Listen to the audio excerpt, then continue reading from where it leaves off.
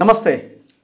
ఈ దేశంలో 50% పైగా ఉన్న బీసీల మీద అందరూ మాట్లాడుతున్నారు. బీసీలకి రాజ్యాధికారం రావాలి, బీసీలతో పాటు ఎస్సీ ఎస్టీలను కలుపుకొని బహుజన రాజ్యాధికారం సాధించాలి అన్నది ఒక బలమైన చర్చ. ఈ వాదం మరింత బలపడుతున్నది రోజు రోజుకి.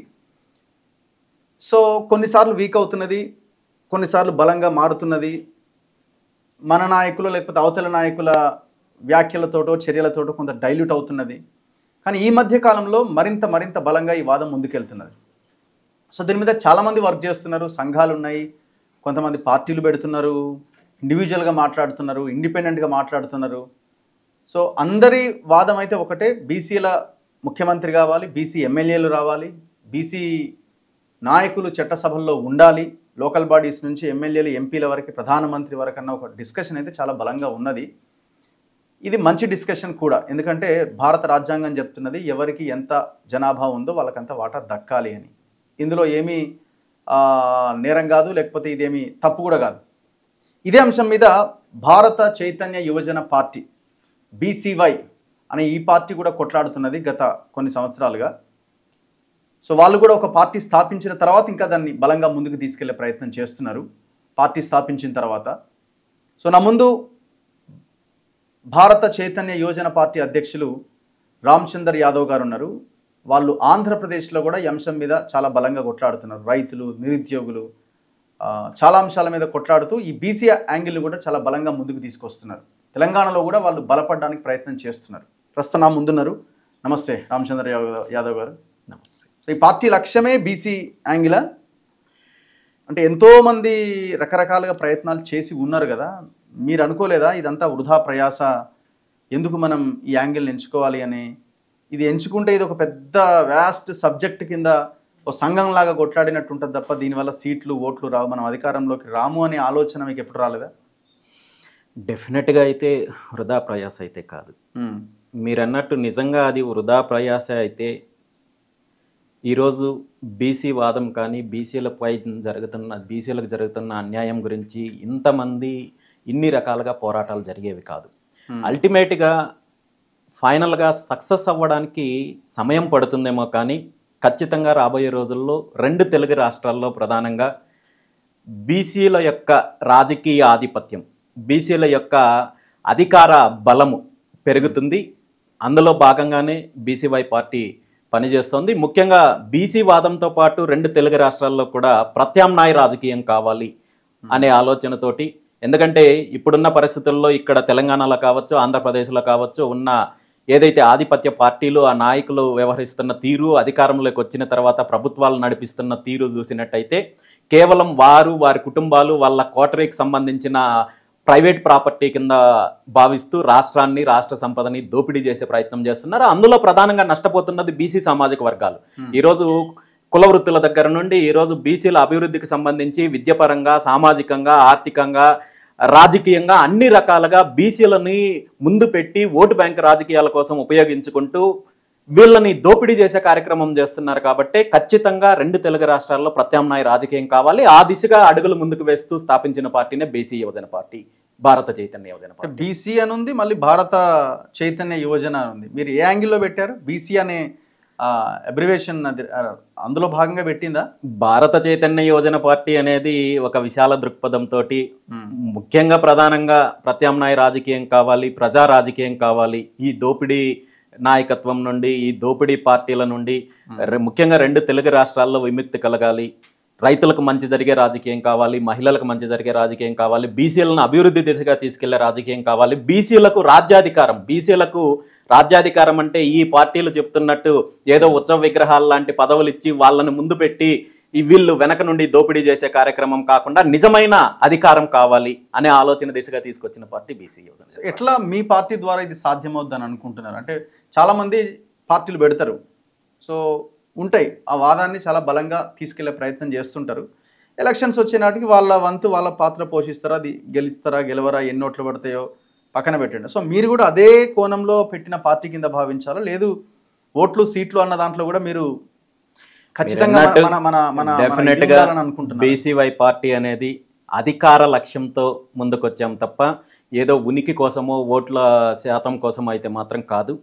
ఖచ్చితంగా గతంలో మీరన్నట్టు కొంతమంది ఈ దిశగా అడుగులు ముందుకు వేసి సక్సెస్ కాలేకపోయినప్పటికీ కూడా ఈ పరిస్థితి, ఈ ఆవశ్యకత రాష్ట్రాల్లో, 2 తెలుగు రాష్ట్రాల్లో ప్రత్యామ్నాయ రాజకీయ ఆవశ్యకత బీసీ యొక్క నాయకత్వంలో రాజకీయ పార్టీ ఆవశ్యకత గత దశాబ్దాల కాలం నుండి ఉందనేది గుర్తించారు. కాకపోతే కొంతమంది ఈ దిశగా ప్రయత్నం చేసినప్పటికీ కూడా విఫలమైనప్పటికీ కూడా ఇందులో వచ్చే కష్ట నష్టాలను ఎదుర్కొని, ఒడిదొడుకులను ఎదుర్కొని నిలబడగలిగితే, ప్రజల్లో ఆ మార్పు తీసుకురాగలిగితే ఈ పార్టీలు, ఈ దోపిడీ పార్టీలకు ధీటుగా మేము నిలబడతామని చెప్పే నమ్మకం ప్రజల్లో తీసుకొచ్చినప్పుడు ఖచ్చితంగా ప్రజలు ఆదరిస్తారు. అప్పటి వరకు పోరాటం చేయడానికి మానసికంగా సిద్ధపడే ముందుకొచ్చాం. సో మీరు ఆంధ్రప్రదేశ్లో లాస్ట్ టైం కూడా పోటీ చేసినట్టున్నారు, కొంత గట్టిగానే ప్రచారం చేశారు మీరు.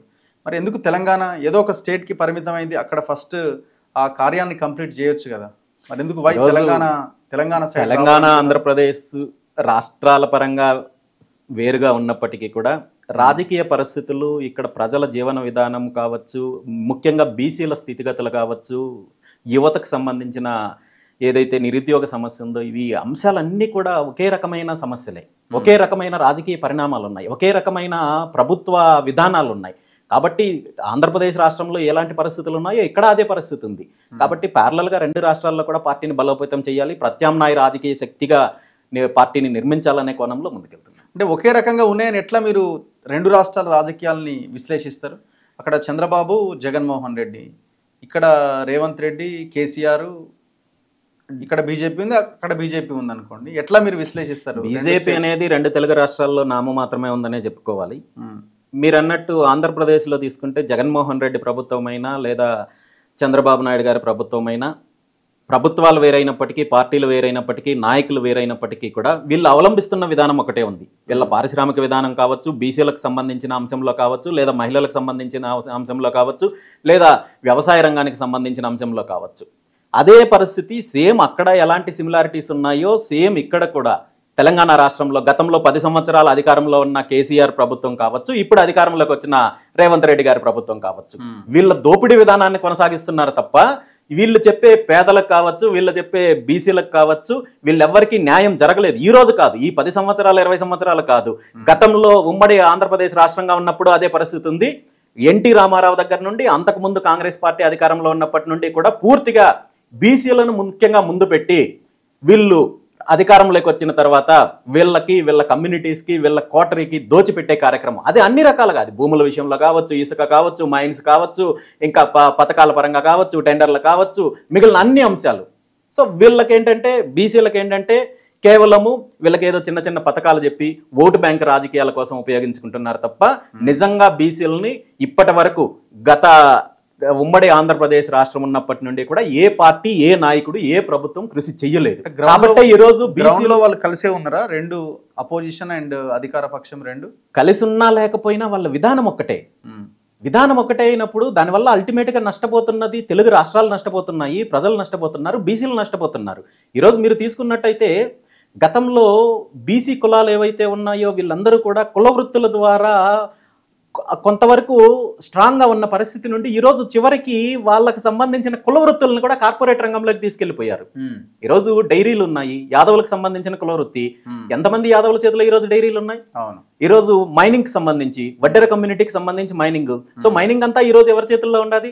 అదేవిధంగా ఈరోజు లిక్కర్కి సంబంధించి, కళ్ళు గీత కార్మికులు ఈ రోజు పరిస్థితి ఎలా ఉండదు? సో ప్రతి కుల ఏదైతే ఈ కుల వృత్తులు ఉన్నాయో వీటన్నింటినీ కూడా దోపిడీ చేసే కార్యక్రమం చేశారు. వీళ్ళకున్న రాజకీయ అవకాశాలన్నింటినీ దోపిడీ చేసే కార్యక్రమం చేస్తారు. పేరుకు మాత్రమే 50% ఉన్నాయి, 55% ఉన్నారు బీసీలు, మేము ఉద్ధరిస్తున్నాము, మేము బ్యాక్ బోన్గా ఉంటున్నాము, బీసీలు మేము బ్యాక్ బోన్ అంటున్నారు తప్ప బీసీలని పాతాళానికి దొక్కే ప్రయత్నం చేస్తున్నారు.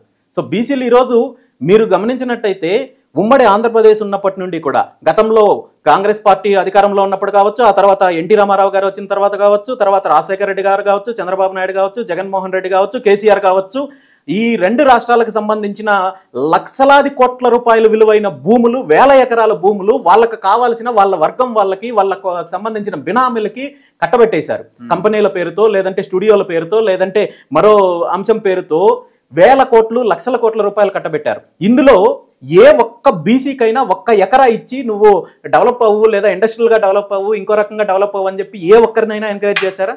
బీసీల్లో అదే పరిస్థితి ఉంది, దళితుల్లో అదే పరిస్థితి ఉంది. సో వీళ్ళు చేస్తున్న విధానాలపైన ఈరోజు ప్రజల్లో పూర్తి అవగాహన వచ్చింది, బీసీ సమాజంలో పూర్తిగా అవగాహన వచ్చింది. వీళ్ళు ఏ విధంగా దోపిడీ చేస్తున్నారు, ఏ విధంగా అణచివేస్తున్నారు అనే దానిపైన పూర్తి స్పష్టత వచ్చింది. కాబట్టి ఈరోజు ఆ చైతన్యం వస్తుంది, తిరుగుబాటు వస్తుంది. రాబోయే రోజుల్లో ఇది ఇంకా ఈ తిరుగుబాటు రాజకీయ ఉద్యమంగా మొదలయ్యి వీళ్ళందరినీ, ఈ దోపిడీ పార్టీలందరినీ కూడా అంతమొందించే కార్యక్రమం అయితే మాత్రం ఖచ్చితంగా జరిగి తీరుతుంది. ఆ దిశగా బీసీవై పార్టీ కృషి చేస్తుంది. ఇప్పుడు పాలిటిక్స్ ఎట్లున్నాయంటే పర్సన్ సెంట్రిక్ పాలిటిక్స్ ఉన్నాయి, లీడర్ సెంట్రిక్ పాలిటిక్స్ ఉన్నాయి. కేంద్రంలో అయితే బీజేపీకి మోదీ, అక్కడ రాహుల్ గాంధీ. ఆంధ్రప్రదేశ్లో చంద్రబాబు నాయుడు, జగన్మోహన్ రెడ్డి, మా లీడర్ ఆయన, మా లీడర్ ఈయన. ఇక్కడ రేవంత్ రెడ్డి, కేసీఆర్, లేకపోతే ఇంకొక ఆయన బీజేపీకి. సో ఇట్లా పర్సన్ సెంట్రిక్ పాలిటిక్స్ ఉన్నాయి. దాంతోపాటుగా ఏదో ఒక ఎమోషన్ ఇష్యూ వచ్చి మన ముందు పడుతున్నది ఎలక్షన్ సమయానికి. తెలంగాణ మూమెంట్ సమయంలో తెలంగాణ రానివ్వండి, మిగతా వాటి గురించి తర్వాత మాట్లాడదామన్నారు. తెలంగాణ గురించి మాట్లాడితే కేసీఆర్ 10 ఏళ్ళ రూలింగ్ తర్వాత కేసీఆర్ ఫస్ట్ ఓడిపోతే చాలు, మిగతా ఆయన తర్వాత ఫస్ట్ ఆయన ఓడిపోవాలని ఒక ఎమోషన్ క్యారీ అయింది. సేమ్ ఆంధ్రప్రదేశ్లో కూడా అంతే కదా, యాంటీ జగన్ ఎస్టాబ్లిష్మెంట్ బాగా చాలా బలంగా చేసి చంద్రబాబు నాయుడు గెలిచిండు. సో దీన్ని ఎట్లా తట్టుకొని ముందుకు వెళ్ళగలుగుతారని మీరు అనుకుంటున్నారు? డెఫినెట్గా ఈరోజు ఇక్కడ సమస్య ఎక్కడ వస్తుందంటే, బీసీలకు అన్యాయం జరుగుతోంది, రైతులకు అన్యాయం జరుగుతోంది, రాష్ట్ర ప్రజలకు అన్యాయం జరుగుతోంది అనే విషయం పైన బీసీ వర్గాల్లో కావచ్చు, యువతలో కావచ్చు, విద్యార్థుల్లో కావచ్చు, ఉద్యోగ వర్గాల్లో కావచ్చు, అందరికీ స్పష్టత ఉన్నప్పటికీ కూడా ఆంధ్రప్రదేశ్ రాష్ట్రంలో కావచ్చు, ఇక్కడ తెలంగాణలో కావచ్చు, ప్రాబ్లం ఏంటంటే ఒక ప్రత్యామ్నాయ రాజకీయ శక్తి లేకపోవడం వల్ల మీరు అన్నట్టు ఈ పార్టీ అధికారంలోకి వచ్చిన తర్వాత వాళ్ళు చేసిన దోపిడీని మీద విసుగు చెంది ఇంకో పార్టీ దగ్గరికి వెళ్ళడం, మళ్ళీ ఇదే పార్టీ అధికారంలో ఉన్నప్పుడు వీళ్ళు చేస్తున్న దోపిడీ, వీళ్ళు చేస్తున్న ప్రజా వ్యతిరేక విధానాల వల్ల వీళ్ళ మీదకి వెళ్ళడం అన్నమాట. సో ఇలా వాళ్ళను మార్చి వీళ్ళను మార్చి వాళ్ళు వచ్చే పరిస్థితి రావడానికి కారణం ఏంటంటే బలమైన ప్రత్యామ్నాయ రాజకీయ శక్తి లేకపోవడం, మూడో ప్రత్యామ్నాయ శక్తి లేకపోవడం. ఇది 2 తెలుగు రాష్ట్రాల్లోనూ ఇదే పరిస్థితి ఉంది. కాబట్టే మూడో ప్రత్యామ్నాయ రాజకీయ శక్తిగా ఎదగడానికే బీసీవై పార్టీ కృషి చేస్తుంది. మీ దగ్గర డబ్బులు బాగుండాలి, అలాంటప్పుడు బాగా ఖర్చు పెట్టాలి. మీరు అన్నట్టు రాజకీయంగా పార్టీని నిర్మించడానికి డబ్బులు లేకుండా కుదరదు, కానీ కేవలం డబ్బులే ప్రాధాన్యం కాదు. సో ఒక ఆశయంతో, ఒక లక్ష్యంతో ముందుకెళ్ళినప్పుడు ఇవన్నీ కూడా ఏదో ఒక రకంగా వ్యవస్థను నడిపించడానికి కావాల్సిన సహకారం ఉంటుందనే ఆలోచనతోటే ప్రయాణం చేస్తున్నాం. మీరు సోషల్ మీడియాలో బాగా వైరల్ అవుతున్నారు, ఇంటర్వ్యూస్ బాగా ఉన్నాయి, అంతా ఉన్నది. కానీ పబ్లిక్లోకి వచ్చేసరికి ఎంతవరకు మీకు ఓటు వేయాలి, ఆయనను గెలిపియాలి, ఆయన వాదం చాలా గొప్ప వాదము, శభాష్ అని అంటారు, కానీ అక్కడి వరకు ఆగిపోద్ది ఆ సింపతి అనేది. సో ఓటు వరకు అది పనిచేయదు. మీరు పోటీ చేసిన సందర్భంలో కూడా మీకు అది వర్కౌట్ కాలే కదా. ఎగ్జాక్ట్గా ఏంటంటే రాజకీయం వేరు, పోల్ మేనేజ్మెంట్ వేరు. సో మా ప్రయత్నం ఏంటంటే ఈ రాజకీయ చైతన్యము పోలింగ్ బూత్లో వరకు తీసుకెళ్లడం అనేది మా ప్రయత్నం. సో డెఫినెట్గా అది ఒక ఎలక్షన్ తోటో, ఒక 1 year తోటో, ఒక 1 month తోటో, ఒక సంఘటనతోటో జరిగేది కాదు. కానీ ఖచ్చితంగా గత ఎన్నికల అంశం పక్కన పెడితే 2023 జూలైలో భారత చైతన్య యువజన పార్టీని ఆవిర్భావం తీసుకొచ్చినప్పటికీ కూడా గత ఎన్నికల నాటికి కేవలం 8 నెలలు మాత్రమే సమయం ఉండేది. దానివల్ల పార్టీని పూర్తి స్థాయిలో నిర్మాణం చేసుకోలేకపోయాము అండ్ పోల్ మేనేజ్మెంట్ చేసుకోలేకపోయాము. కానీ ఈరోజు సమయం ఉంది. ఈరోజు 2 తెలుగు రాష్ట్రాల్లో కూడా ప్రజలు పూర్తి స్పష్టత ఉంది. గతంలో ఉన్న పార్టీలు, అధికారంలో ఉన్న పార్టీలు, ఇక్కడ బీఆర్ఎస్ కావచ్చు, ఇప్పుడున్న కాంగ్రెస్ పార్టీ మీద కావచ్చు, వాళ్ళ విధానాలు ఎలా ఉన్నాయి, వీళ్ళు ఏ విధంగా దోపిడీ చేస్తున్నారు, అదేవిధంగా ఆంధ్రప్రదేశ్లో గతంలో ఉన్న జగన్మోహన్ రెడ్డి గారి ప్రభుత్వం ఎలాంటి అరాచకాలు చేసింది, ఎలాంటి దోపిడీ చేసింది, ఇప్పుడున్న కూటమి ప్రభుత్వం ఏ విధంగా మోసం చేస్తోంది, గతంలో జరిగిన అవినీతిలో ఏ విధంగా వీళ్ళు పార్ట్నర్స్గా ఉంటూ ప్రజలను మోసం చేస్తున్నారనే దాని మీద స్పష్టత వచ్చింది. ఖచ్చితంగా ప్రత్యామ్నాయం కోసం అయితే ప్రజలు ఎదురు చూస్తున్నారు. ఆ ప్రత్యామ్నాయం మేము ప్రజలకు అండగా ఉంటాము, రాష్ట్రానికి అండగా ఉంటాము అనే అంశాన్ని ప్రజల్లోకి తీసుకెళ్ళడానికి అన్ని రకాలుగా ప్రయత్నం చేస్తున్నాము. డెఫినెట్గా మీరన్నట్టు ఇది కేవలము ఒక పోరాటమో రాజకీయ ఉద్యమమో కాదు. డెఫినెట్గా ఎలక్షన్లో గెలిచే దిశగానే ఆ వ్యూహంతో ముందుకెళ్తున్నాము. ఖచ్చితంగా అది వచ్చే ఎలక్షన్ నాటికి బీసీవై పార్టీ బలం ఏంటనేది, సో ఇక్కడ బీసీ ఉద్యమము బలం ఏంటనేది, బీసీల యొక్క చైతన్యం ఏ విధంగా ఉండేదనే దాని మీద దీని మొత్తం మీద కూడా స్పష్టత వస్తుంది. సో మీరు అనుకోలేదా ఇప్పుడు ఎమ్మెల్యేగానో ఎంపీగానో ఏదో ఒక పార్టీలోకి వెళ్ళి పోటీ చేస్తే మీకున్న ఇన్ఫ్లుయెన్సో లేకపోతే మీకున్న ఏదో రకంగా మీరు గెలవగలుగుతారు, అన్ని అవకాశాలు మీకున్నాయి, ఆ రకమైన ప్రయత్నం చేయలేదా? ఎమ్మెల్యే గెలిస్తే మంత్రి కావచ్చు, ఎంపీ గెలిస్తే ఢిల్లీలో రాజకీయాలు చేయొచ్చు. ఏమైపోతుంది? నేను ఎమ్మెల్యేగా గెలిచి ఒక ఎంపీగా గెలిస్తేనో లేదా క్యాబినెట్లోకి వెళ్తానో ఏదో ఈ పార్టీల ద్వారా వెళ్తే, ఇప్పటి వరకు గతంలో మనం చరిత్ర తీసుకుంటే ఇప్పుడు కూడా బీసీ ఎమ్మెల్యేలు ఉన్నారు, బీసీ ఎంపీలు ఉన్నారు, బీసీ మినిస్టర్లు ఉన్నారు. ఏం జరుగుతుందో చెప్పండి. చిన్న ఉదాహరణ చెప్తాను. ఆంధ్రప్రదేశ్లో కూటమి ప్రభుత్వం అధికారంలోకి రావడానికి ముందు తెలుగుదేశం పార్టీ, ముఖ్యంగా చంద్రబాబు నాయుడు గారు బీసీలకు సంబంధించిన అనేక అంశాలు ప్రస్తావన తీసుకొని వచ్చారు. బీసీలకు పలానా కులానికి అది చేస్తాము, ఈ కులానికి అది చేస్తాము, అడిగిన ప్రతి ఒక్కరికి ఉచిత హామీలు ఇస్తూ మొదలుపెట్టారు. దాంతోపాటు బీసీలకు రక్షణ చట్టం కల్పిస్తానని చెప్పి మాట్లాడడం జరిగింది. బీసీల పైన దాడులు జరుగుతున్నాయి, హత్యలు జరుగుతున్నాయి, బీసీలను ఇబ్బంది పెడుతున్నారు కాబట్టి మేము అధికారంలోకి వచ్చిన వెంటనే బీసీలకు రక్షణ చట్టం తీసుకొని వస్తామని చెప్పారు. అధికారంలోకి వచ్చి ఈరోజు సుమారు 13 నెలలు అవుతుంది. ఈ రక్షణ చట్టాన్ని తీసుకురావడానికి వీళ్ళు ప్రత్యేకంగా బడ్జెట్ అవసరం లేదు, దీనికి ఏమి డబ్బులు పెట్టాల్సిన అవసరం లేదు, రాష్ట్ర బడ్జెట్ లోటు బడ్జెట్ ఉందని ఇంకోటి కుంటి సాకులు చెప్పాల్సిన అవసరం లేదు. కానీ ఇప్పటి వరకు కనీసం ఆ పేరు కూడా తీసుకొచ్చే పరిస్థితి లేదు. మరి ఇదే కూటమి ప్రభుత్వంలో మంత్రులు ఉన్నారు, ఎమ్మెల్యేలు ఉన్నారు, ఎంపీలు ఉన్నారు, వీళ్ళెవ్వరూ నోరిప్పలేని పరిస్థితి ఉంది. మరి బీసీలకు ఎట్లా న్యాయం చేయగలరు? వీళ్ళు వీళ్ళకి బడ్జెట్ కేటాయింపో, భూములు కేటాయింపో, లేదా పథకాల విషయంలో కథ పక్కన పెట్టండి, ఒక రక్షణ చట్టం విషయంలోనే వీళ్ళు మాట్లాడలేని పరిస్థితుల్లో ఉన్నారు. సో బీసీలకు ఈ పార్టీల ద్వారా, ఈ పార్టీ ప్లాట్ఫామ్ మీద ఉన్న నాయకుల ద్వారా, వచ్చే ప్రజాప్రతినిధుల ద్వారా లేదా పదవుల ద్వారా ఎటువంటి న్యాయం జరగదనేది మనం గత కొన్ని సంవత్సరాల నుండి చూస్తున్నాం, దశాబ్దాల కాలం నుండి చూస్తున్నాం. మీకు న్యాయం జరిగేది కదా అంటే ఇప్పుడు పవన్ కళ్యాణ్ చూడండి, నా గతంలో జీరోగా ఉండే పాలిటిక్స్ లో ఇవాళ ఆయనకి 21 స్థానాలు, ఆయన ఎమ్మెల్యేగా గెలిచిండు, మంత్రి అయింది, ఇవాళ ఆయన నాకు వ్యక్తిగతంగా పదవి కావాలో లేదా నేను ఎమ్మెల్యేగా నేను వ్యక్తిగతంగా లబ్ధి పొందాలనుకుంటే మీరు అన్నట్టు ఆ లైన్లో వెళ్ళిండేవన్నీ కాదు. ఇక్కడ ఏంటంటే నా ఆశయం వేరు, నా లక్ష్యం వేరు. ఖచ్చితంగా 2 తెలుగు రాష్ట్రాల్లో ప్రత్యామ్నాయ రాజకీయ శక్తి కావాలి, బీసీల రాజకీయ అభివృద్ధి కావాలి, అధికారం కావాలి. సో ఈ ఆలోచన దిశగా వచ్చాను కాబట్టి ఈ లైన్లో వస్తుంది. సో నిన్న మీరు మల్లన్న ఆఫీస్లో కనిపించారు. నిన్న మల్లన్న మీద, ఆ ఆఫీస్ మీద జరిగిన దాడిపై మీరు రెస్పాండ్ అయినట్టున్నారు. ఎస్. సో ఆల్ ఆఫ్ సడన్గా అంటే మీరు జనరల్గానే బీసీ యాంగిల్లోనే వెళ్ళడం జరిగిందా, లేదు ఎట్లా, ఏ రకంగా మీరు? డెఫినెట్గా ఈరోజు తెలంగాణ రాష్ట్రానికి సంబంధించిన బీసీలలో చైతన్యం తీసుకురావడానికి లేదా బీసీలకు జరుగుతున్న అన్యాయం పైన తీన్మార్ మల్లన్న గారు చాలా రోజుల నుండి పోరాటం చేస్తున్నారు. ఒక బీసీ నాయకుడిగా పోరాటం చేస్తున్నప్పుడు బీసీలను ఏదో ఒక రకంగా అనగదొక్కడానికి, ఇక్కడైనా తెలంగాణ అయినా ఏపీలో అయినా అయితే తప్పుడు కేసుల ద్వారానో, లేదంటే ఆర్థిక మూలాలపైన దెబ్బతీయడమో, లేదంటే హత్యా ప్రయత్నం చేయడమో, హత్యలు చేయడమో, ఇవన్నీ కూడా జరుగుతున్నవి. అదే పరిస్థితి ఈరోజు ఇక్కడ తెలంగాణలో జరుగుతున్నది. సో ఖచ్చితంగా ఒక బీసీ నాయకుడికి అన్యాయం జరిగినప్పుడు, బీసీ నాయకుడి పైన దాడి జరిగినప్పుడు వాళ్ళకి మద్దతు ఇవ్వాల్సిన నైతిక బాధ్యత నా పైన కానీ బీసీవై పార్టీ పైన ఉంది కాబట్టి వెళ్ళి మద్దతు ఇవ్వడం జరిగింది. ఎవరైతే ఇలాంటి కుట్రలు చేస్తున్నారో, ఎవరైతే ఇలాంటి దాడులు చేస్తున్నారో వాళ్ళపైన చర్యలు తీసుకోవాల్సిన బాధ్యత ప్రభుత్వం పైన ఉంది. ఇప్పుడు ఆమె వెళ్ళి కంప్లైంట్ చేసింది మీరు ఎట్లా చూస్తున్నారు? కవిత వెళ్ళి కంప్లైంట్ చేసింది, ఆయన కవిత గారు సభ్యత్వాన్ని రద్దు చేయాలని. కవిత గారు తీన్మార్ మల్లన్న గారు మాట్లాడిన వ్యాఖ్యల పైన కంప్లైంట్ చేసే అధికారం ఉంది, కానీ ఆయన పైన దాడి చేసే అధికారం లేదు కదా. మరి మీరు కంప్లైంట్ చేసినప్పుడు దాడి ఎందుకు చేశారు?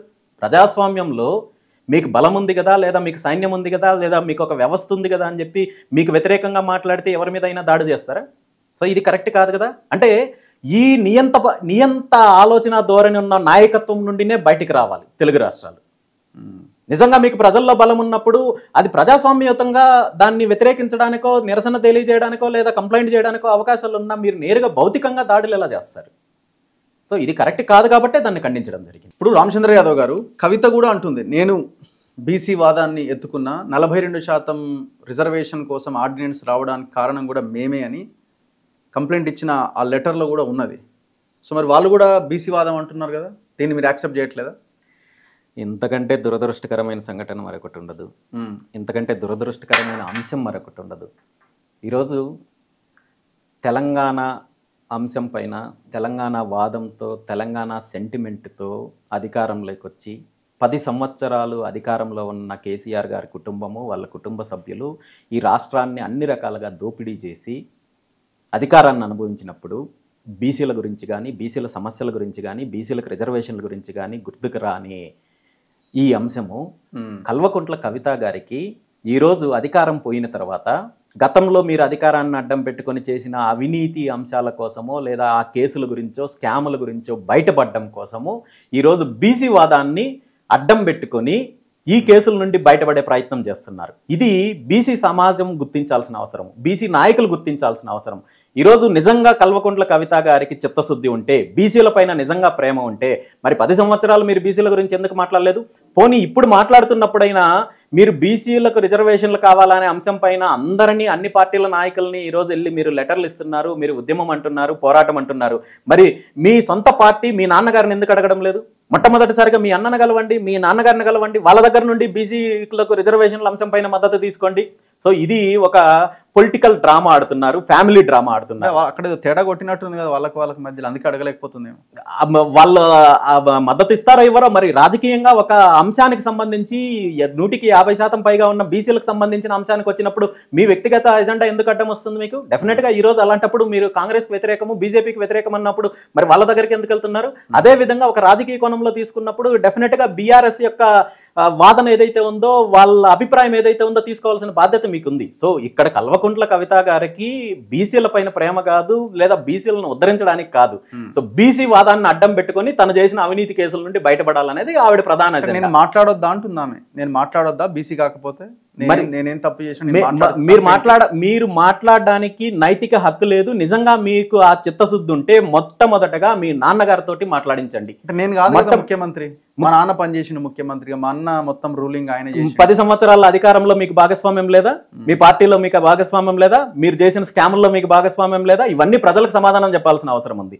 సో ఈ రోజు బీసీ వాదం అనేది ఇప్పటి వరకు నాయకులు, పార్టీలు, ప్రభుత్వాలు కేవలం ఓటు బ్యాంక్ రాజకీయాల కోసం వాడుకుంటే, ఇప్పుడు కల్వకుంట్ల కవిత గారు లాంటి వాళ్ళు వచ్చి తన వ్యక్తిగత అవసరాల కోసం కూడా బీసీ వాదాన్ని వాడుకుంటున్నారు. మరి బీసీ నాయకత్వం లేదా? ఇది ఈ రాష్ట్రంలో బీసీ ఉద్యమాన్ని నడిపించడానికి, బీసీల కోసం పోరాటం చేయడానికి ఈ రాష్ట్రంలో బీసీ నాయకులు లేరా? ఈ బీసీ నాయకులందరూ కూడా ఆలోచించాలి. కల్వకుంట్ల కవిత లాంటి ఒక నియంత కుటుంబం నుండి వచ్చిన ఆవిడ నాయకత్వానికి మద్దతు ఇవ్వడం అంటే ఖచ్చితంగా ఈ బీసీ ఉద్యమాన్ని, బీసీ సమాజాన్ని తీసుకెళ్లి వాళ్ళ కాళ్ళ కింద మళ్ళీ పెట్టినట్టే. మళ్ళీ వాళ్ళు అనగదొక్కే ప్రయత్నం చేస్తారు. ఇప్పుడిప్పుడే ఉద్యమ రూపంలో చైతన్యం వస్తున్న బీసీ ఉద్యమాన్ని తీసుకెళ్లి మళ్ళీ ఇలాంటి వాళ్ళు నియంతల దగ్గర తీసుకెళ్లి పెడితే ఇంకొక 50 సంవత్సరాలు, ఇంకొక 100 సంవత్సరాలు బీసీ ఉద్యమం వెనక్కి వెళ్ళిపోయే అవకాశం. స్టేట్మెంట్ ఇస్తుందేమో, బీసీని ముఖ్యమంత్రిని చేస్తా నేను అధికారంలో. వాళ్ళ నాన్నగారు మరి దళితుని ముఖ్యమంత్రిని చేస్తానన్నారు, 10 సంవత్సరాలు అధికారంలో ఉన్నారు, ఎందుకు చేయలేదు? సో వీళ్ళ స్టేట్మెంట్లు, వీళ్ళ చిత్తశుద్ధికి అసలు ఎటువంటి సంబంధం ఉండదు. వీళ్ళకి బీసీల పైన కానీ, దళితుల పైన కానీ, లేదా సామాన్య ప్రజల పైన కానీ ప్రేమ కాదు. ఏదో ఒక వాదాన్ని అడ్డం పెట్టుకుని, బలంగా ఉన్న వాదాలను అడ్డం పెట్టుకుని అధికారంలోకి రావాలి, కేసుల నుండి తప్పించుకోవాలి, స్కాములు చేయాలి, వాళ్ళ ఫ్యామిలీ బాగుండాలనే ఆలోచన తప్ప ఇది చిత్తశుద్ధితో చేసే కార్యక్రమం కాదు. కాబట్టే ఈరోజు నిజమైన బీసీలు ఎవరో ఆవిడకి మద్దతు ఇవ్వడం లేదు. సో ఇప్పుడు ఆమె వెనకాల ఎవరైనా ఉండి నడిపిస్తారంటారా? ఆమె ఇండివిజువల్గా చేస్తున్న వ్యవహారంగా కనబడుతున్నది. అది రాబోయే రోజుల్లో ప్రజలకు అన్ని విషయాలు తెలుస్తుంది. ఖచ్చితంగా ఇలాంటి కుట్రలు ఎన్ని జరిగినా బీసీ సమాజం పైన, బీసీల పైన హక్కులకు సంబంధించి కావచ్చు, రాజకీయ అంశాలపైన కావచ్చు, ఖచ్చితంగా గతంలో లాగా వీళ్ళు చెప్పే కల్లిబొల్లి మాటలకి, తప్పుడు హామీలకి లేదా కుట్రలకి బలయ్యే పరిస్థితి అయితే ఇప్పుడు లేదు. ఖచ్చితంగా రాజకీయ చైతన్యం వచ్చింది. రాబోయే రోజుల్లో 2 తెలుగు రాష్ట్రాల్లో కూడా బీసీలు బలమైన రాజకీయ శక్తిగా ఎదుగుతారు. బీసీలకు రాజ్యాధికారం వస్తుంది. గతంలో మనం అనుకున్నట్టు శాలివాహక శకము, బౌద్ధ శకం లాగా రాబోయే రోజుల్లో 2 తెలుగు రాష్ట్రాల్లో కూడా బీసీల శకం వస్తుంది. దానికోసం బీసీవై పార్టీ డెఫినెట్ గా కృషి చేస్తుంది 2 రాష్ట్రాల్లో కూడా. సో 2 రాష్ట్రాలంటే మీరు ఆంధ్రప్రదేశ్లోనే ఉన్నట్టున్నారు కదా, ఏపీ, తెలంగాణలో మీరు పోటీ చేయలేదు గతంలో? లేదండి, చేశారా? 2023 ఎన్నికల్లో తెలంగాణ రాష్ట్రంలో ఆ రోజు పోటీ చేసి గెలవాలనే ఆలోచన కాదు, ఒక ప్రత్యామ్నాయ పార్టీ వచ్చింది, బీసీవై పార్టీ అనేది ఒకటి ఉంది, ప్రజల కోసం పోరాడడానికి ముందుకు వచ్చింది అనే ఉద్దేశంతో, ఎన్నికల్లో ఒక ప్రాక్టీస్ లాగా ఉంటుందనే ఉద్దేశంతో సుమారు 48 మంది బీసీవై పార్టీ తెలంగాణ నుండి పోటీ చేయడం జరిగింది. బలంగా ప్రజల్లోకి వెళ్ళడం జరిగింది. అయితే పార్టీకి సంబంధించిన సిద్ధాంతాలని, పార్టీకి సంబంధించిన నిర్మాణం అంతా కూడా మనం ఆ రోజు చెయ్యలేదు కాబట్టి కొంతవరకు టైం తీసుకున్నాము. ఇప్పుడు దగ్గరలో సుమారు రాబోయే 15-20 రోజుల్లో పార్టీ కార్యాలయ నిర్మాణం కూడా జరుగుతోంది. ఎక్కడ? హైదరాబాద్లో. సో తెలంగాణ రాష్ట్రానికి సంబంధించి ఇక్కడ చెప్తాను, దానికి సంబంధించిన పూర్తి వివరాలు తొందరలో చెప్తాను. ఓకే. పార్టీ నిర్మాణము తొందరలో తెలంగాణ రాష్ట్రంలో మొదలు కాబోతోంది. ఖచ్చితంగా తెలంగాణ రాష్ట్రంలో ఇప్పుడున్న దోపిడీ పార్టీలు ఏవైతే ఉన్నాయో వీటికి ప్రత్యామ్నాయంగా బీసీవై పార్టీ అన్ని స్థాయిల్లో బలోపేతం చేసేది. ఇక్కడ కూడా అన్ని జిల్లాలో కమిటీలు మొత్తం డెఫినెట్ గా పార్టీ లాగానే డెఫినెట్ గా అన్ని జిల్లాల్లో అన్ని జిల్లాలకు సంబంధించి రాష్ట్ర స్థాయిలో ఈరోజు బీసీవై పార్టీతో కలిసి పనిచేయడానికి చాలా మంచి నాయకత్వం ముందుకు వస్తున్నారు. తెలంగాణ నాయకుల యొక్క నాయకత్వంతో ఇక్కడ తెలంగాణలో బీసీవై పార్టీ నిర్మాణం జరుగుతుంది. బీసీవై పార్టీ ప్రజల్లోకి వెళ్తుంది. చూద్దాం ఎన్ని రోజుల్లో మీ పార్టీ ఎస్టాబ్లిష్ ఒక 15-20 రోజుల్లోపు పార్టీ డేట్ అనౌన్స్ చేస్తారు. తొందరలోనే డేట్ అనౌన్స్ చేస్తారు. ఓకే. సో ఆవిర్భావం లోప తర్వాతనా? ఆవిర్భావం తర్వాత 2 years ఆవిర్భావ దినోత్సవం తర్వాత. సో ఓన్లీ మీరు బీసీలనే టార్గెట్ చేశారా? అంటే వాళ్ళని లక్ష్యంగా చేసుకునే రాజకీయం చేయబోతున్నారా? లేదు ఎస్సీలు ఎస్టీలు డెఫినెట్గా అన్ని వర్గాల ప్రజల్ని ఈ ఎవరైతే ప్రధాన పార్టీలకు సంబంధించి ఈ నియంత పార్టీలకు సంబంధించిన పరిపాలనలో ఎవరైతే ఈ అణచివేతకు గురవుతున్న వర్గాలు ఎవరైతే ఉన్నారో అందరినీ కలుపుకొని బీసీ ఎస్సీ ఎస్టీ మైనారిటీతో పాటు చాలా వర్గాలు ఈరోజు అణచివేతకు గురవుతున్నారు. వీళ్ళందరినీ కలుపుకొని మూడో ప్రత్యామ్నాయ రాజకీయ శక్తిగా ఎదిగే ప్రయత్నం చేస్తున్నారు. సో ఆంధ్రప్రదేశ్లో చాలా టిపికల్ పాలిటిక్స్ని మనం చూస్తూ ఉంటాం. క్యాస్ట్ పాలిటిక్స్ ఎక్కువగా, కమ్మ కాపు రెడ్డి, సో ఇట్లా రకరకాల ఈక్వేషన్స్ మనం చూస్తూ ఉంటాం. అందరు అంటుంటారు లాస్ట్ 1 monthలోనే ఏపీ ఎలక్షన్ సినారియో మొత్తం మారిపోతూ ఉంటుంది, ఊర్లు అని. సో అట్లాంటి ఆంధ్రప్రదేశ్లో బీసీ అనే యాంగిల్ని ప్రత్యేకంగా చూస్తున్నారా? లేదు ఏ కులానికి ఆ కులం చూస్తున్నారా? ఇంతమంది చెప్పినట్టు కమ్మ కాపు డెఫినెట్గా బీసీలు అనేది మీరు అన్నట్టు ఒక కులం కాదు. నేను ఏపీ గురించి మాట్లాడుతున్నాను. ఎగ్జాక్ట్గా ఒక కులం కాదు. రకరకాల కులాలు, 30 కులాలు అంటారు, 50 కులాలు అంటారు, 100 కులాలు అంటారు, 139 కులాలు అంటారు. ఇందులో కులాల వారీగా ఉపకులాలుగా విడగొట్టి ఈ పార్టీలు సోకాల్డ్ ఎవరైతే తెలుగుదేశం పార్టీ కావచ్చు, వైఎస్ఆర్ కాంగ్రెస్ పార్టీ కావచ్చు, గతంలో ఉన్న కాంగ్రెస్ పార్టీ కావచ్చు, రాజశేఖర రెడ్డి గారి హయాం నుండి కూడా బీసీలను విచ్ఛిన్నం చేసే ఒక కుట్ర జరిగింది. ఒకప్పుడు బీసీ కార్పొరేషన్లు ఉండేవి, బీసీలకు పథకాలను ఉండేవి.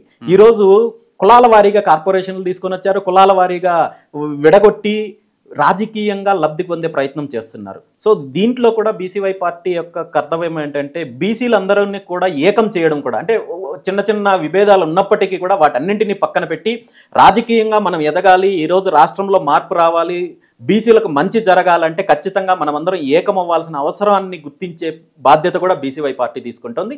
ఈ విధంగా ఈ దిశగా కూడా ప్రయత్నం చేస్తుంది. బీసీలతో పాటు యువత సమస్యలకు సంబంధించి కావచ్చు, రైతులకు సంబంధించిన సమస్యలు కావచ్చు, వీటన్నింటి మీద కూడా బీసీవై పార్టీ పోరాటం చేస్తుంది. కేవలం ఒక వర్గానికి పరిమితమయ్యే కాన్సెప్ట్ అయితే మాత్రం కాదు. డెఫినెట్గా రాష్ట్రంలో ఈ 2 పార్టీల ద్వారా, ఇక్కడ తెలంగాణలో కూడా అదే పరిస్థితి. సో ఈ పార్టీల ద్వారా అన్యాయానికి గురవుతున్న అన్ని వర్గాలని కలుపుకొని ఒక బలమైన రాజకీయ శక్తిగా ఎదగడమే బీసీవై పార్టీ సిద్ధాంతం. మీ అంతిమ లక్ష్యం ఏంటి? మీ టార్గెట్? డెఫినెట్గా అధికారంలోకి రావడము. ఎవరైతే అణగారిన వర్గాలు, అణచివేతకు గురవుతున్న వర్గాలు ఉన్నారో వాళ్ళందరికీ కూడా రాజకీయంగా, సామాజికంగా అన్ని రకాలుగా అభివృద్ధి చేయాలి. సో ముఖ్యమంత్రి కావడము, లేకపోతే ఒక 20 మంది ఎమ్మెల్యే. అధికారం అంటే అన్నీ వస్తాయి అందులో. ఇందులో కేవలం ఒక పదవో ఒక ఎలక్షనో అనేది కాదు. ఖచ్చితంగా 100% ఆంధ్రప్రదేశ్ రాష్ట్రంలో అధికారంలోకి రావాలి. తెలంగాణలో కూడా అధికార మార్పిడి జరగాలి. ఆ విషయంలో బీసీవై పార్టీ భాగస్వామ్యం ఉంటుంది. మీరు ఎక్కడ పోటీ చేసింది లాస్ట్ టైం? పుంగనూరు నుండి పెద్దిరెడ్డి రామచంద్రారెడ్డి పోటీ. ఆయన ఏదో అన్నాడు, మీ పార్టీని కేపాల్ పార్టీతో ఏదో కంపేర్ చేస్తూ మాట్లాడాడు. ఇంతమంది ఏదో యూట్యూబ్లో చెక్ చేస్తూ ఉంటే కనిపించింది. ఇట్లాంటి కమెంట్స్ కూడా మీరు వినాల్సిన సిచ్యువేషన్ వస్తుంది కదా? డెఫినెట్గా ఎవరు అభిప్రాయం ఎలా ఉన్నా కానీ ప్రజాస్వామ్యంలో అంతిమంగా నాయకుడిగా నిర్ణయించేది ప్రజలు. సో ప్రజలతో కలిసి వెళ్తాం తప్ప ఇలాంటి వాళ్ళు ఎవరో మాట్లాడే వాటి గురించి అంతా నేను పట్టించుకోవాల్సిన అవసరం లేదు. నేను ఏ రోజు అలాంటి విషయాలు పట్టించుకోను. సో మీరు ఏ కార్యక్రమాలు చేయబోతున్నారు రాబోయే రోజుల్లో? ఈరోజు వచ్చే నెల 23వ తేదీన పార్టీకి సంబంధించిన ఆవిర్భావ దినోత్సవం ఉంది. ఆ రోజు పార్టీకి సంబంధించిన రూట్ మ్యాప్ రాష్ట్రం 2 years సెకండ్ ఆవిర్భావ దినోత్సవము. సో ఈ ఆవిర్భావ దినోత్సవం రోజు పార్టీకి సంబంధించిన కంప్లీట్ రూట్ మ్యాప్ రాబోయే రోజుల్లో ఆంధ్రప్రదేశ్లో పార్టీ నిర్మాణం గురించి కావచ్చు, అదేవిధంగా తెలంగాణలో పార్టీ నిర్మాణం గురించి కావచ్చు, అదేవిధంగా ఇక్కడ ప్రభుత్వాలు చేస్తున్న ప్రజా వ్యతిరేక విధానాలపైన ఏ విధంగా పోరాటం చేయాలనే అంశం మీద కావచ్చు, అదేవిధంగా బీసీలకు జరుగుతున్న అన్యాయాలపైన కావచ్చు, విద్యార్థులకు జరుగుతున్న అన్యాయాలపై వీటన్నింటి మీద కూడా ఎలా పోరాటం చేయాలి, వీటన్నింటి మీద కూడా రూట్ మ్యాప్ రెడీ చేసుకొని ప్రజల్లోకి వెళ్ళే కార్యక్రమం చేస్తున్నాము. దగ్గరలో మోస్ట్లీ ఆగస్టు నుండి బీసీవై భరోసా యాత్ర అనే కార్యక్రమంతో జిల్లాల పర్యటన కూడా చేయబోతున్నాము. సో పార్టీని పూర్తి స్థాయిలో అన్ని రకాలుగా నిర్మాణం చేపట్టి, బలోపేతం చేపట్టి, ప్రజల్లోకి వెళ్ళి పూర్తిగా ప్రజలతో మమేకమయ్యి వచ్చే స్థానిక సంస్థల ఎన్నికల్లో కూడా ఏపీకి సంబంధించి దానికి సంబంధించి కూడా పార్టీని ప్రిపేర్ చేస్తున్నాం. డెఫినెట్గా ఒక ప్రత్యామ్నాయ రాజకీయ వ్యవస్థగా ప్రజా రాజకీయం దిశగా, అంటే ఈ కార్పొరేట్ రాజకీయాలు, ఈ మాఫియా రాజకీయాల నుండి ప్రజా రాజకీయం దిశగా తెలుగు రాష్ట్రాల్లో బీసీవై పార్టీ ముందుకెళ్తుంది. అక్కడ అంత ఈజీ ఉండదు కదా, తెలంగాణ లెక్క మొత్తం తీసుడు, లోపల వేసుడు, బయట వేసుడు ఉంటుంది కదా. ఏది ఈజీ ఉండదు, ఏది కష్టం ఉండదు. వీటన్నింటికి మానసికంగా సిద్ధపడే నేను ముందుకు వచ్చాను. గత 5 సంవత్సరాల నుండి నేను వీటన్నింటినీ ఎదుర్కొంటున్నాను. దాడులు ఎదుర్కొంటున్నాను, కేసులు ఎదుర్కొంటున్నాను, తప్పుడు కేసులు ఎదుర్కొంటున్నాను. కూడా పెట్టారా అక్కడ ఆంధ్రప్రదేశ్? నా మీద గత 5 సంవత్సరాలలో ఎంటైర్ ఆంధ్రప్రదేశ్ రాష్ట్రానికి సంబంధించి ఎక్కువ కేసులున్న వ్యక్తి ఎవరైనా ఉన్నాడంటే నేనే అనే విషయం నేను చెప్పడం కాదు, ఆంధ్రప్రదేశ్ ముఖ్యమంత్రి స్వయంగా అసెంబ్లీలో ప్రకటించాడు. సో వీటన్నింటినీ ఎదుర్కొంటున్నా. వీటన్నింటికి మానసికంగా సిద్ధపడే నేను అడుగు ముందుకు వేశాను. ఆ దిశగానే వెళ్తున్నాను. ఈవెన్ ఇప్పుడు కూటమికి ప్రభుత్వం వచ్చిన తర్వాత కూడా నా మీద 5 కేసులు, తప్పుడు కేసులు బనాయించారు. సో వీటన్నింటినీ ఫేస్ చేసుకొని ప్రజాక్షేత్రంలో తేల్చుకోవడానికే సిద్ధపడ్డాను తప్ప వీళ్ళు పెట్టే కేసుల వల్లనో, దాడుల వల్లనో, ఇంకోటి వల్లనో భయపడి ఇంట్లో కూర్చునే పరిస్థితి అయితే మాత్రం లేదు. ఇప్పుడు అంత ట్రెండ్ కదా, ఎన్ని కేసులు ఉంటే ఎన్ని రోజులు జైల్లో ఉంటే వాళ్ళే ముఖ్యమంత్రులు అధికారంలోకి వస్తారట కదా. అంటే దీన్ని ప్రభుత్వాలు అవలంబిస్తున్న విధానానికి ఇది ఒక నిదర్శనం. కేసుల విషయము, తప్పుడు కేసులు, దాడులు ఇవన్నీ కూడా.